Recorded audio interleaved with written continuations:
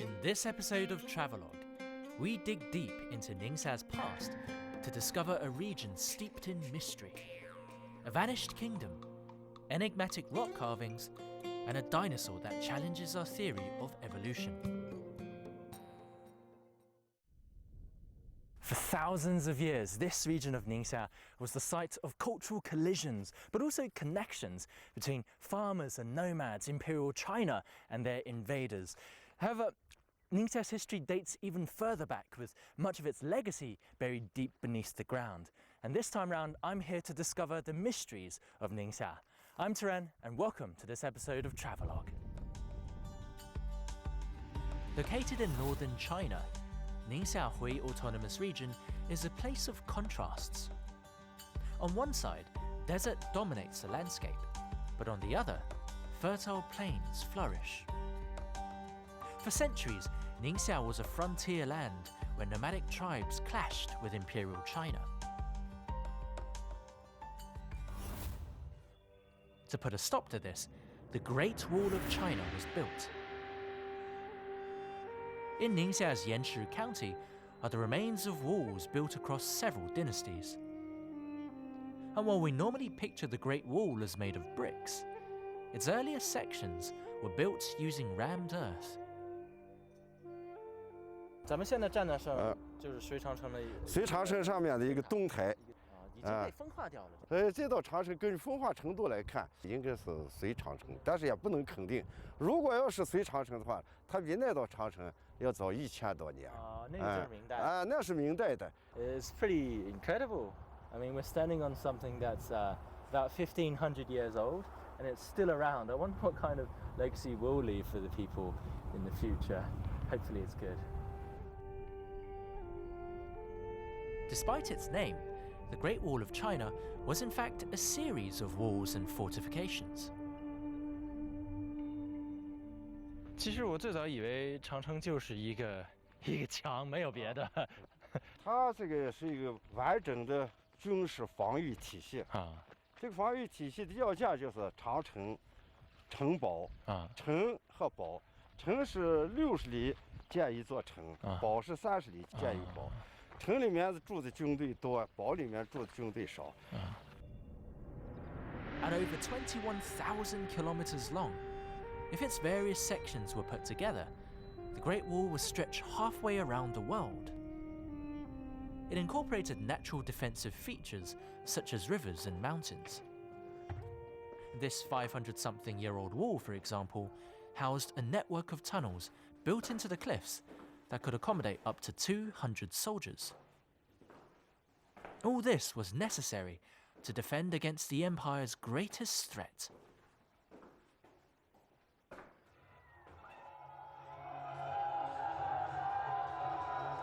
With their unrivaled horsemanship, nomadic tribes dominated the Eurasian steppes north of Ningxia. They terrorized the borders of Imperial China, raiding settlements for supplies and livestock. Whether it was the Xiongnu of 2,000 years past or the Mongols, there was the constant danger of invasion from the north.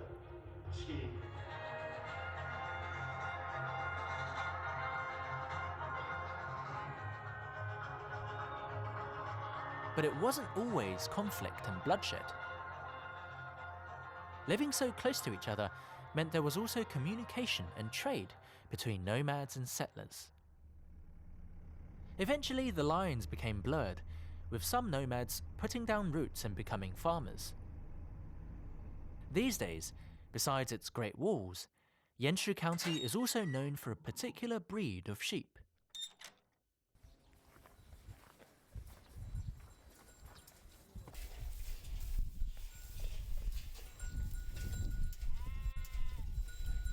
Hey, 大哥您好，您这养的是滩羊是吗？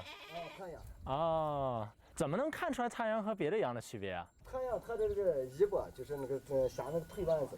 哦。这是滩羊。那咱们滩羊好是好在哪儿呢？我们真的是那个看的是苏大草、苦豆子、甘草羊，这都是中草药嘛。怪不得呢。哎。羊的时候是他们在哪儿喝水啊？过去是在那个潭里那个就打的是那个水井。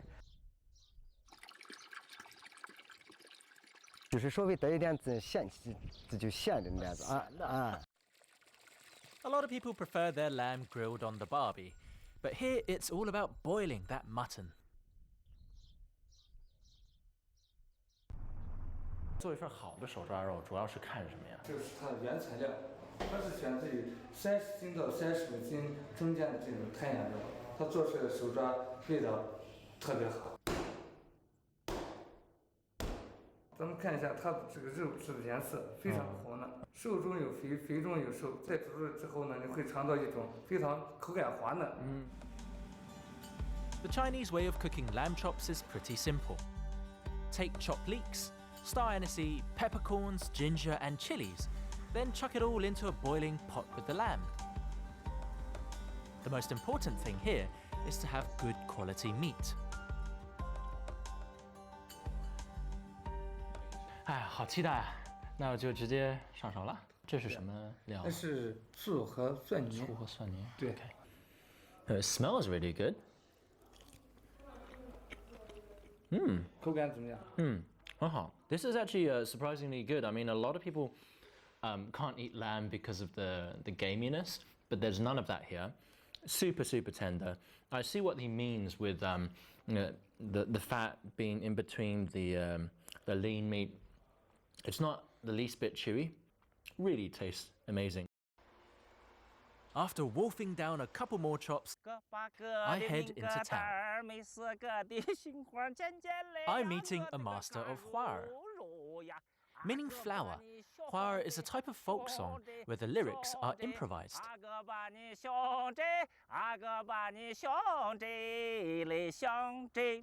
花儿主要是哪种词啊？情歌为主。情歌为主啊，花儿本是心里话，不常由得自家，张嘴就来了。我给你就是现编上，现编你听听啊。好。哎，你这东山嘛就唱给这西山营呀，阿哥的肉呀，处处传遍这幸福的个歌声。哎，漂亮，太棒了，太棒了！那您能教我一句吗？教一个咱们宁夏餐馆最有特点的。可以。院子里长得好，你准备试试看。院子里长得好，绿菜呀，不要割的，捏酱的绿的酱的。哎，挺好，这是第一段。第一段，真的，这个唱的真的特别有情感。对，主要是情歌。对，也表达男女这种爱情。No. And plus, like, there are so many different kinds of rich tones and melodies you used just now. It was incredible. I was quite literally blown away. I was kind of like singing like this the whole time. Really good. 还有。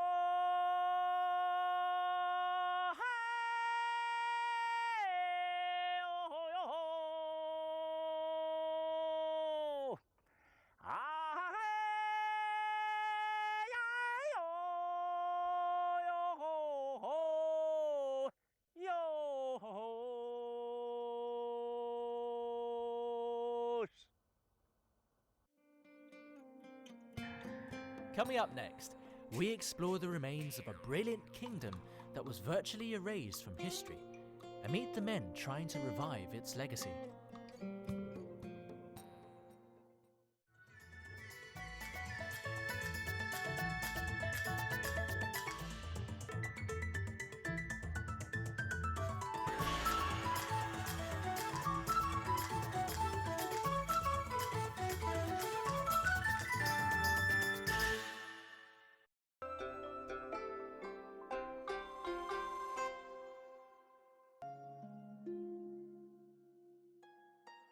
Among the foothills of the Helan Mountains, some 40 kilometers away from Ningxia's capital, Yinchuan, lie the imperial tombs of the Xia, or Western Xia Kingdom.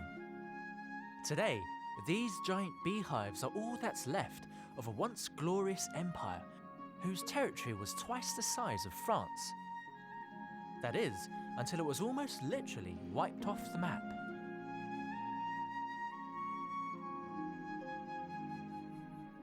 西夏它是我们以党项族这个少数民族为主体建立起来的一个少数民族国家。党项族啊，它最早发源于我们这个青藏高原，在这个北宋初年的时候就到了我们银川平原，保持了它自己既有的这种游牧文化的基础上，吸收了很大量的我们就是中原地区这种汉文化和农业文化的一些特征。最后就为什么西夏文化就一下就没了呀？在1227年的时候，就成吉思汗带领这个蒙古人就把它给灭掉了。The Mongols razed this entire kingdom to the ground, slaughtering its citizens, and all but erasing Xixia's legacy. 我们大家能看到的这个高大的这个夯土建筑，这个呢是我们叫灵塔。这些洞是窗户吗？还是这些洞呢？它都是你看一排一排的，外部覆盖的这个木结构建筑的这个船檐。据我们专家推测呀，这个原始的这个建筑在这个完整时期呢，要接近40米高。哇，其实原来是非常非常壮观的。对。In its brief, less than 200-year existence, Xixia developed into a wealthy and technologically advanced kingdom. Its progressive leaders successfully navigated alliances with its neighbors.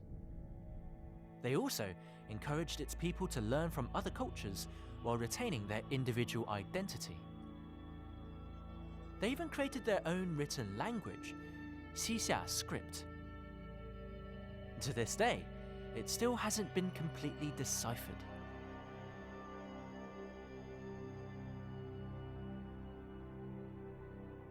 So, of the 4 greatest inventions of ancient China, woodblock printing was one, and the problem with it was that if one character gets worn out, the whole thing would need to be changed, which is why movable type printing was also invented, whereby one character was its own wooden block, and that vastly improved the speed of printing.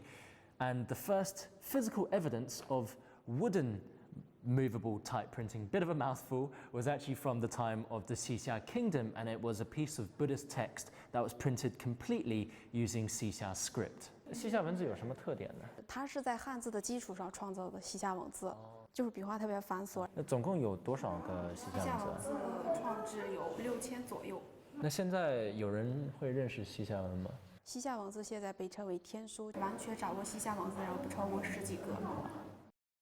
Xixia script is notoriously complex, but much headway has been made into deciphering it. The most usable 3 characters in the Chinese language. Let's go with "I love you." 咱们挑一下我爱你吧，这个还是比较实用。The script was invented and introduced in a very short period of time. The Xixia Kingdom was originally a vassal state of Imperial China, but in order to promote its independence, the first king of Xixia decreed that official documents were to be written in both Xixia and Chinese. Schools were founded to teach the new written language, and many classical Buddhist and Chinese texts were translated into Xixia. Okay. Though the kingdom was short-lived, its script continued to be used for a few centuries longer. Okay. Look at that. Not bad at all. 不错哈. There we go. I love you in Xixia script, but it looks nothing like the Chinese characters. I think it's quite interesting because it is actually quite easy to print whatever you want using these wood blocks, but it's not as easy as it looks. It is very easy to mess up. Aside from its own written language, there was something else that helped the Xixia Kingdom retain its strong sense of identity.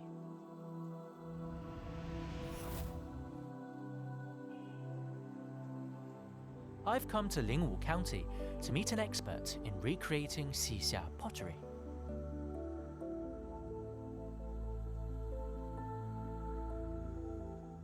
Xixia 词最典型的户型呢是哪种呢？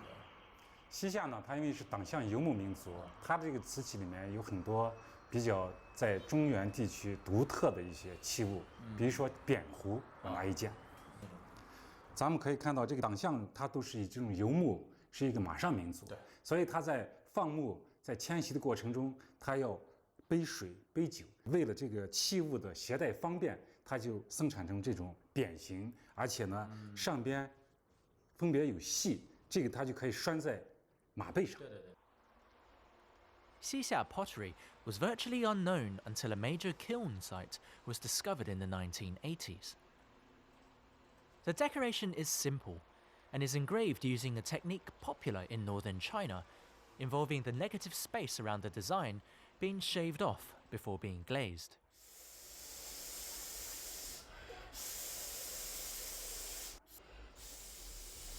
这个釉是有什么特点呢？因为咱们这个西夏呢，它就是就地取材。西夏人他采用的是一种黄河澄泥各种沙土融合在一起，变这种万家土。这种釉料呢，它烧出来以后颜色比较独特，比较这种称为对这种称为茶叶墨色的颜色的这种釉料是西夏比较独有的一种颜色。The peony flower appears on many of these ceramics, a symbol of fortune and longevity. Though later dynasties produced more sophisticated ceramics, there's a rough beauty about these wares that leaves a lasting impression.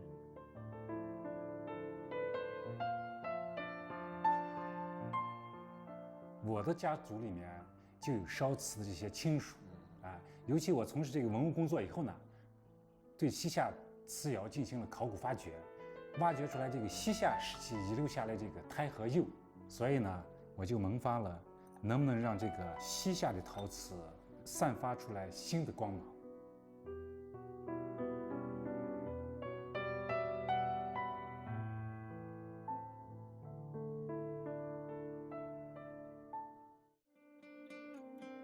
Coming up next, we go prehistoric as we uncover relics from a time when Ningxia was ruled by cavemen, and before them, dinosaurs.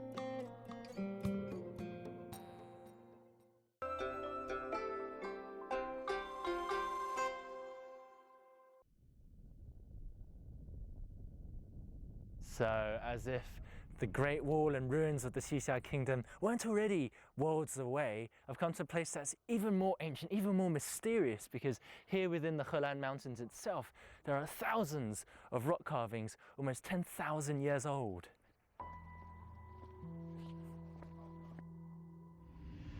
Located an hour's drive from Yinchuan, these rock carvings, known as petroglyphs, line the sides of a gorge that cuts through the Helan Mountains.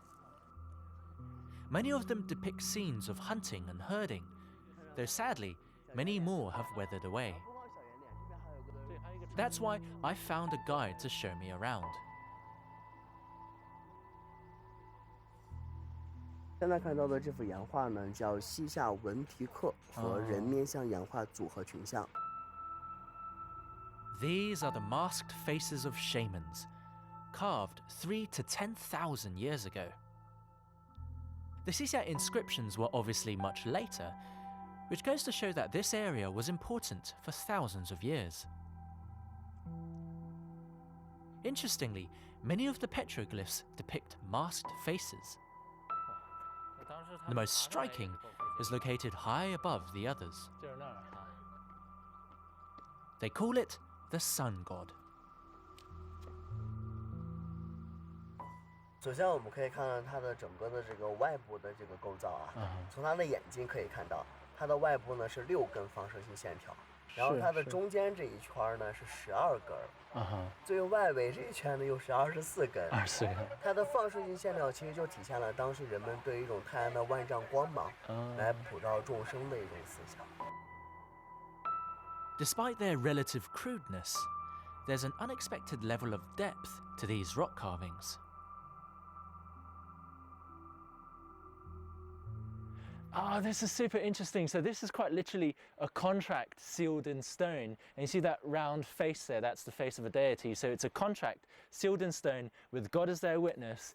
And basically this is the result of 2 tribes that went to war. One won and that's why you have a bigger handprint on the right-hand side. And when they won, the smaller tribe had to give all of their animals to the bigger tribe and then move away, which is why the smaller hand has a little arrow pointing away, showing that they had to migrate. And this is sealed in stone for eternity, and it's fantastic. It's such a poignant piece of rock carving. Nearby the petroglyphs stood an altar. Here, sacrifices would have been made to the gods, who are represented by totems.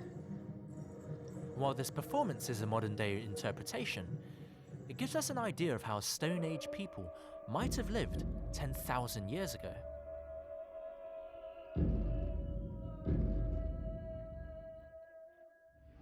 Over in Ningxia County is Shuidonggou, one of the most important Paleolithic or Old Stone Age sites in China. First excavated by two Frenchmen in 1923, the site has yielded artifacts dating from 30,000 to 10,000 years ago, ranging from animal bones and shell beads to stone tools.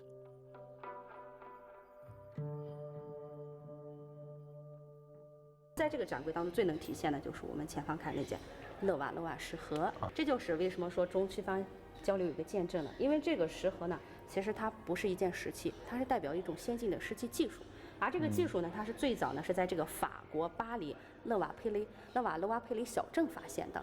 那在水东沟呢发现了这样一种技术，也就说明可能在莫斯特文化时期，就中西方呢有一种技术上的交流。That's roughly 160,000 to 40,000 years ago. The Levallois technique allowed humans to create much better stone tools and blades by using one stone to strike flakes off another.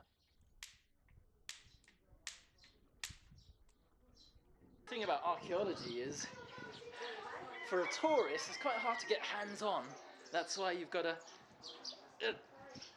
put on something like this and play the part. 很多人他都以为钻木取火就直接在木头上钻，就可以把火钻出来。不是那样的吗？对，其实不是这样的，他们需要用到很多东西，其中最主要的就是要有引燃物。对，我们选择的引燃物就是炉化。Here we go. Let's see if we can get lunch, get our campfire started.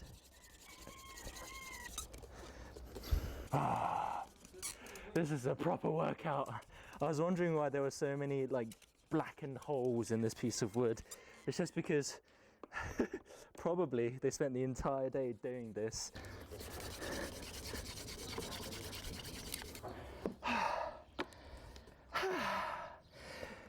要不换一下？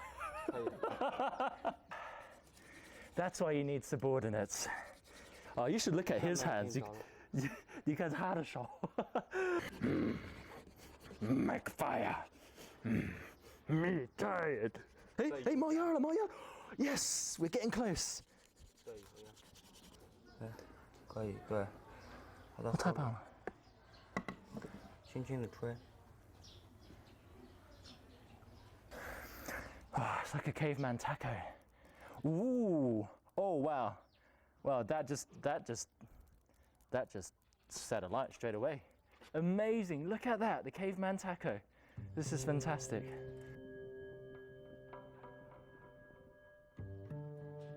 Aside from letting tourists get hands-on with history, Shuidonggou continues to be an important archaeological site.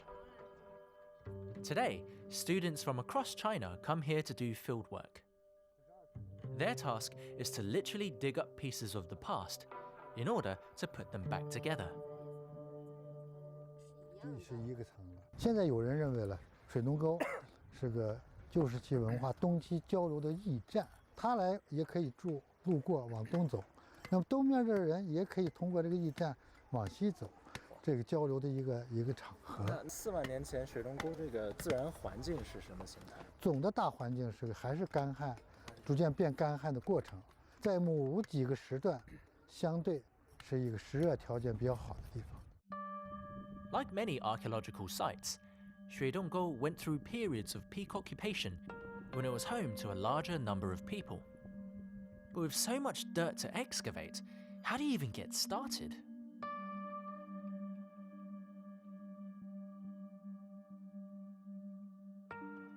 So the first thing about archaeology is knowing where to dig. And if you look at the rocks behind me, the red layer is from roughly 10 million years ago, whereas the top layer, the sort of coffee-colored one, is roughly tens of thousands of years old, which means there is no point to look for human civilization here, because if you look at the middle, there's this grey band filled with rocks, which means that there was once a gigantic flood which covered this entire area with water, turning it into a lake for millions of years.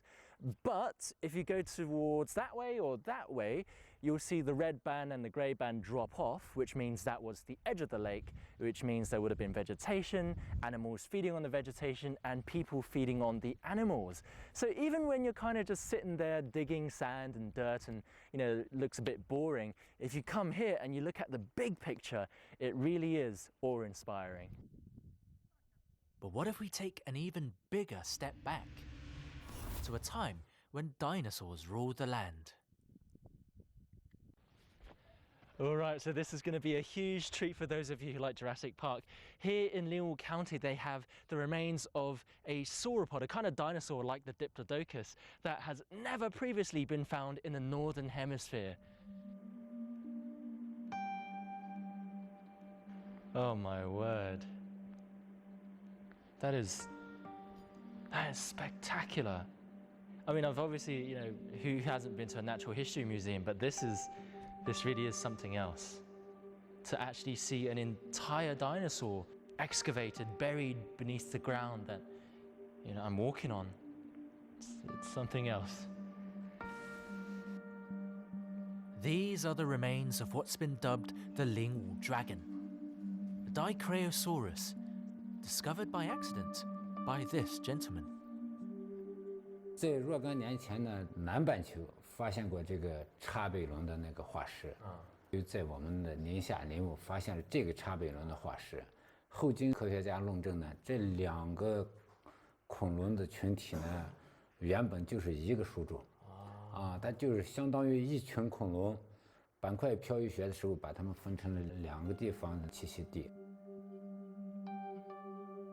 From the remains of the Great Wall to the Xia Kingdom and Stone Age humans, we've made some truly astonishing finds here in Ningxia.